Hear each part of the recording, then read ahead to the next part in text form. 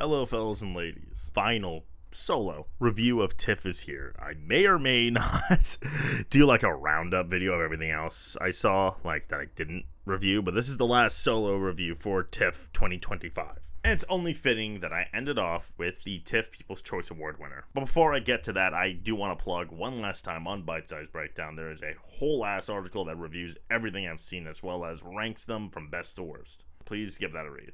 I will now be reviewing HAMNET, the latest from Chloe Zhao, hot off of her Best Picture winning Nomadland and nothing else in between. HAMNET follows the lives of Agnes and William Shakespeare as they fall in love and grow a family together. And the main crux of the film centers around a horrible tragedy in the family that inspires William to create Hamlet. I think it's public knowledge what the tragedy was, but I guess I can keep quiet just in case. So as you've probably heard, this is pretty fantastic. I do not stray away that far away from the opinion of this movie, not to be boring, but this is pretty fantastic, and oh, did it fucking break me. I was in a press audience for this movie, and twice in this film, you can hear the sniffles, that you can hear the whimpering. My lip fucking quivered. This is quite the movie. When the tragedy hits, it's hard not to feel something, but I'm getting ahead of myself.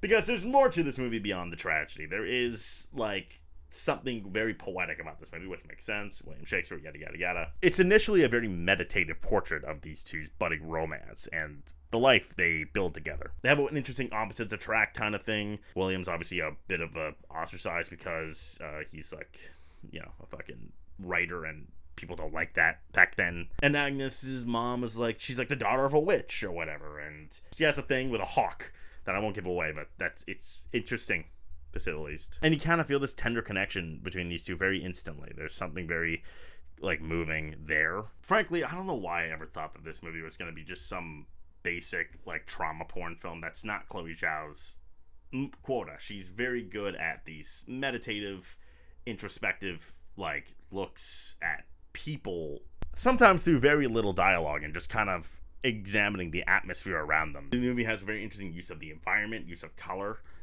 use of darkness in general. The way Agnes kind of like throws herself in the environment, whereas William kind of feels a little more enclosed. The use of framing and visual poetry in this movie is very grabbing. And then, of course, huge shit happens. This movie takes a very tragic turn for the worst. Again, you know what it is. You know what happened, I feel like, but just in case. I knew it was coming, and yet it still broke me. Like, there's very easy ways to, like, portray loss, and the more grounded, the more effective, and Chloe Zhao taking so much time to build up this family before the tragedy hit them made it so much more effective, because it's, like, very obviously supposed to make you cry. And I don't even know if that's, like, particularly the goal, but it was very obviously supposed to be, like, a sad cry moment. But god damn it, it worked. It got me good. It really broke me when it happened, because it was so well built up, and obviously the acting is so excellent in these moments. You believe every personality because you believe the relationship these people share. And then the rest of the movie is them kind of getting, like, kind of reeling from that tragedy, and at least the creation of Hamlet. And there's another really heavy cry moment in the end of just beautiful catharsis. It's cathartic as hell, this movie. The way art can heal people, the way people tend to heal. Maybe not get over it, but move on in a way. And the movie uses not just, like, circumstance, but imagery to really display that. Because there's a very easy way to do this. There's a very easy, like, just beat you over the head with trauma mechanism that they could have gone down, and they didn't, because that's not compelling. Just looking at tragedy for what it is isn't that compelling. It can be sad if done correctly, but there's not much else to it.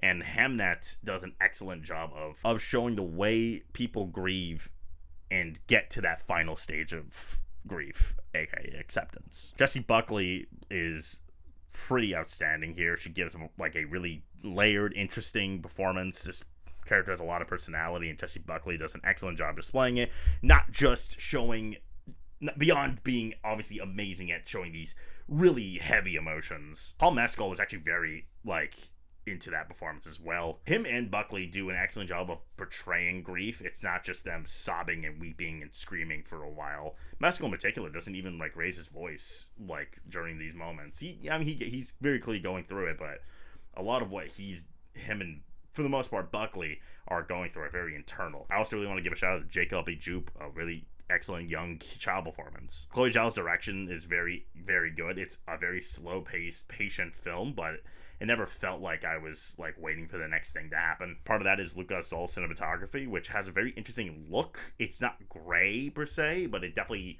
has that old like period aesthetic. It all looks pretty stunning in the way like all the sets are like shot, with the environment and the forests are shot, is very beautiful to look at. Max Richter's score is also really devastating, although he does use On the Nature of Daylight in a key moment, which if you're not aware is basically like a cry cheat code, but fuck, it worked again. This movie is a well-crafted, well-acted film on every level, but it's elevated by its very tender, patient approach to devastating subjects like loss and like grief and catharsis through art. Nothing about this movie is hand delivered. Going through this journey that Chloe Zhao takes you on, you will get to a very devastating result that feels super interesting. HAMNET has it all, truly. It's a knockout of devastating storytelling anchored by Jessie Buckley and Paul Mescal giving powerhouse performances. But instead of being sad for sadness' sake, Chloe Zhao uses this opportunity to express a lot with the environments and camera to give us a feast of visual poetry and catharsis. And I'll give it 9 Shakespeares out of 10. I'm not going to go too deep into Oscars except to say we all know what's going on. Picture, lock. Director, pretty much a lock at this rate. Pretty much. The director's getting a little stacked. Jessie Buckley's getting in. Buckley's winning. Buckley's gonna win. Paul Mescal's gonna get in. He could win, honestly. Screenplay's gonna get in. I don't know if she really has a shot at beating Paul Thomas Anderson. I feel like if anyone's beating him somehow in screenplay, it's Park Chan-wook, but that's a lock. Casting will probably happen, although I could weirdly see it miss. I don't think it needs SAG Ensemble. I wouldn't hold it against it if it missed. Let's put it like that. Although if it got in, that'd be a really good sign of strength. This is an obvious top fiver. It's gonna get techs. It's gonna, like, I don't know if it's really up for wins outside of, like, obviously Buckley. That could just be the win. But it's a top fiver. It's a very strong beast of a contender. I think we can just safely just put that out there. I don't know if it's really going to win picture, but we got this. We're good. All right? That's enough of that. Thank you for coming with me on the TIFF journey. Unless I still have the big TIFF video I might do sometime next week. But otherwise, thank you. Like, subscribe, and share. Bye-bye.